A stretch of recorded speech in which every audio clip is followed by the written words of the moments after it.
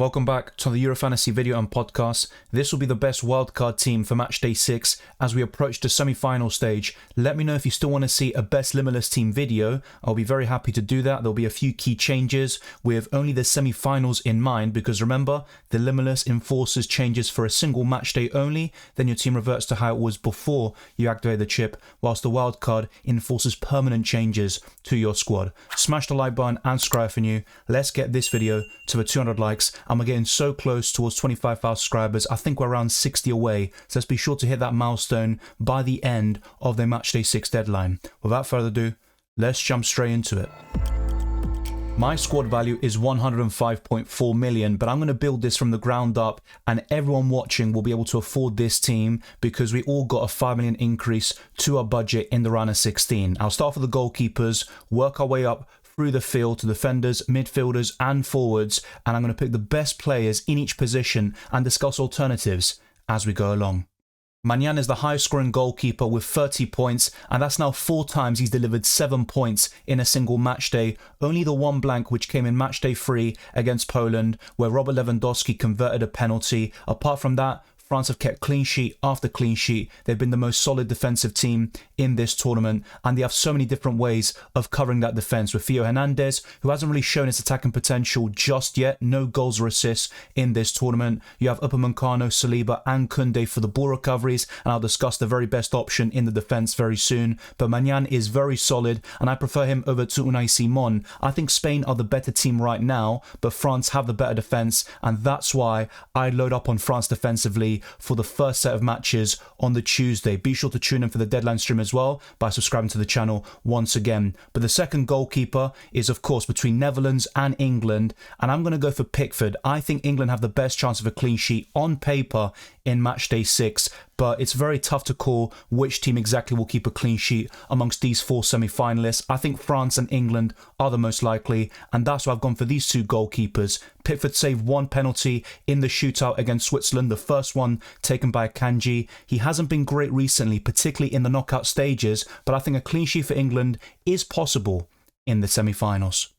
Because of this, I've gone for Marc Guéhi and doubled up on England defensively. There is a chance that he doesn't get back into the starting 11 and we see Concert, Walker and Stones as the 3 centre-backs, but I personally believe Guéhi will get back into the side. He has gone up in price to 4.7 million. He is exceptional at ball recoveries and that's the main appeal. He's also still very cheap compared to Stones, Walker and all the other defenders that England have to offer, like Trent Alexander-Arnold or Trippier in this game. But I would go for Marc Guéhi. I think he'll come back into the side, despite the fact that Konsa played very well against Switzerland, but Guéhi has been exceptional throughout the entire tournament, and I think he can continue these ball recoveries and deliver you at least 4 points, and it's very likely he can get to 5 or above because of how consistent he is with the ball recoveries. And remember, for every 3 balls recovered, a player gains 1 point. It has to be an outfield player, and Marc Guéhi is one of the very best in the business. My second defender in this 50-man squad is from Spain, and I'm going for a cheap option here in Marc Cucurella, but you can go for Laporte, who for me is a very solid option, but I'll discuss him very soon because in fact I am going for a Spanish defensive double up, and Laporte costs just 5 million. These 2 offer ball recoveries galore, not to the same extent as Marc Guéhi potentially, but Laporte has really stepped up in the knockout stages. He was actually very solid against Germany in the quarterfinals, and with Carvajal suspended, I think these 2 Spanish defenders are the best ways of covering the Spanish national team defensively. Now moving on to other teams, well technically not because it's another defensive double up, and I'm going for Jules Koundé. He is my preference over Saliba, Theo Hernandez and Upamecano because of ball recoveries, and he's also cheaper than 2 of the players I just mentioned. It's quite surprising they still priced at 5 million. His ownership is also around 21%. I bought him in for matchday 5 and he delivered 9 points against Portugal, and in fact my 2 defender transfers saved my game week, otherwise it would have been a red arrow. I'll discuss that in the team selection video, which is coming right up, so stay tuned on the channel. But the 5th and final defender is to cover the Dutch defensively. Some of you watching might expect them to go through, and they've got plenty of decent defenders of course. De Ligt isn't even starting games for them, same for Van der Ven. You've got Nathan Ake, Van Dijk and Denzel Dumfries. They're all solid options, but my favourite at the moment is De Vrij, who was exceptional in match Matchday 5. He got man of the match, scoring that goal, delivering 12 points. That is a massive return for those that bought him. He costs just 5 million and he gets ball recoveries quite consistently. Not so many in the quarterfinals, but the goal certainly made up for that. I like this balance in the defensive line. You've got double ups for France, Spain and England. You've got one Dutch defender. Some of you might want to adjust that balance a little bit to your liking. Maybe go for 2 Dutch defenders or Verbruggen in goal. You could also go for a triple up in a certain team. And I personally think England have the best chance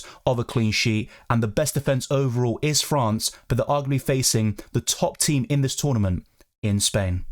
Bukayo Saka stepped up big time against Switzerland. Just moments after the Swiss had opened the scoring, Saka delivered a great goal to equalise in the latter stages of the game, and he scored in the penalty shootout as England scored every single penalty. And of course Pickford did the job with the first one, saving Akanji's effort, and England went through to the semi-finals. But I think what's coming up next will be very unpopular because England haven't clicked offensively throughout the entire tournament. Yeah, I would advocate potentially 2 or 3 England attackers. So hear me out. Jude Bellingham hasn't been good in this tournament in terms of overall performances, but he has stepped up with massive goals against Slovakia and Serbia, which saved England in both matches, particularly the one against Slovakia where they were on the brink of elimination. That was as clutch as they get in terms of Euro goals we've seen in this tournament. So in terms of covering England and the main sources of goals, I think Saka, Bellingham and Kane do that in abundance, but going for 3 England attackers does seem excessive. I'll be the first to admit that, but we aren't really blessed with many midfielders at the moment, and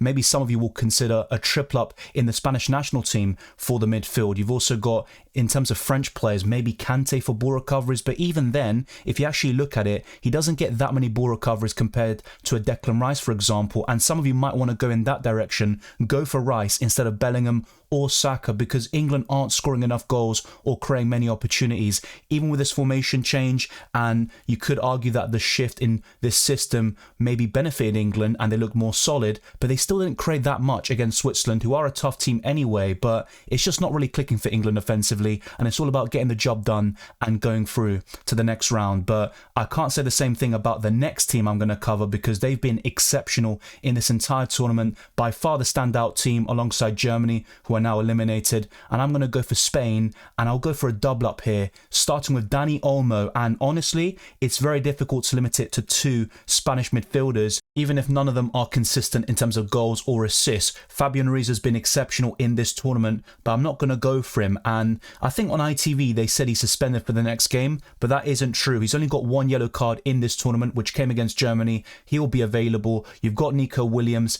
Pedri is injured, which opens the door for Dani Olmo to start, and he's been getting goal contributions consistently in the last 3 match days, and that's why I've gone for this particular Spaniard, who opened the scoring against Germany and also provided the assist for Marino's winner in the 119th minute on German soil. So Dani Olmo is definitely a top differential pick. His ownership is 10%, which is quite surprising, and that'll probably rise by the time we get to the Matchday 6 deadline, but that's still very low owned considering we're at the semi-final stage with only 4 teams to choose from. So if you get returns from Dani Olmo, that will result in a massive rank rise. So now who's next? Fabian Ruiz, Rodri, or Nico Williams? I'm going to go for the exciting player here in Nico Williams, but in terms of end product, he's not the best. He's very good to watch. He will definitely iron things out as he gets older. He's very mature for his age, but I think his final pass sometimes does let him down, and he's still very young, of course. He's facing top quality opposition like Germany in the last round. Now, if you want someone who's a bit more consistent or more likely to offer you 4 points or above,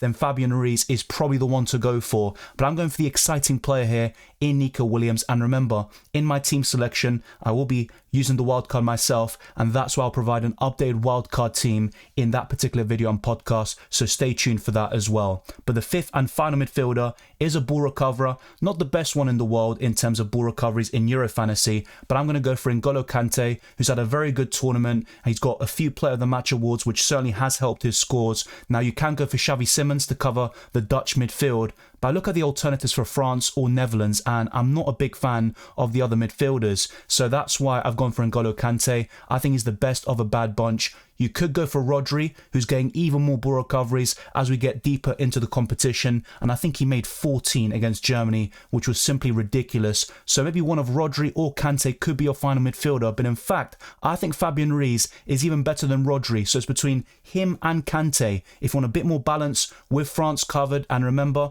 you also want a full 11 for Matchday 7 going into the Euros final. You don't need substitutions though, because you can't make subs going into Matchday 7, and you can't change the captaincy as well. I'll be the first one to admit this could be very wild to go for 5 England players, let alone to go for 3 English attackers when they aren't scoring many goals in the first place. And imagine you go for Kane, Bellingham and Saka and it ends up being Foden scoring or someone completely random, and ultimately you get that many blanks from expensive players in the midfield and attack. And that's why I discuss alternatives as we go along, and Yamal would be the top differential pick to Harry Kane, and if not, maybe Memphis Depay, who delivered in the quarterfinals with an assist and 6 points overall. So one of Depay or Yamal could be alternative pick to Harry Kane. I wouldn't mind Depay so much. He's got a great record for the Netherlands, and Yamal is so exciting. Despite not playing that well against Germany, he had that moment of quality, getting the assist for Dani Olmo to open the scoring. But I'm going for Harry Kane right now, and as you well know by now, my favourite front three is going to be the following: Kane, Mbappe, and a certain 7.5 million forward who has really stepped up in this tournament. He blanked in the quarterfinal stage, and the same goes for Kylian Mbappe,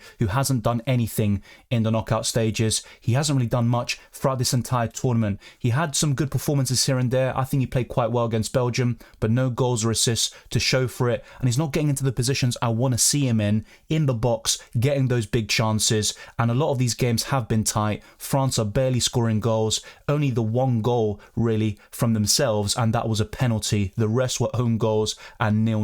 So it's not looking great here for the French national team offensively, and that's why I haven't recommended other midfielders or forwards from the French national team. Despite Dembele winning player of the match against Portugal, I still think Mbappe is the guy, and there is one moment yet to come from him. He is a man of big moments. He's done it in the World Cup, and it's about time he does it at the Euro stage as well. The third and final forward is Cody Gakpo, who was underwhelming in the quarterfinals, but he's been so consistent for the Netherlands in the last couple of years, and he's got a great record at World Cups and Euros. He's the joint top scorer of this tournament with only 3 goals, but it's still a good return from him personally, and he'll be hoping to carry this form to Liverpool going into the Premier League next season, and maybe we'll discuss him in FPL as well. But I like this 15-man squad. There's a nice balance to it, but 5 English and 2 Dutch, that will be the biggest controversy, I think, of the lot. But then you have 4 French and 4 Spanish, and ultimately it's about covering the best Euro fantasy options, and I believe I've done that here.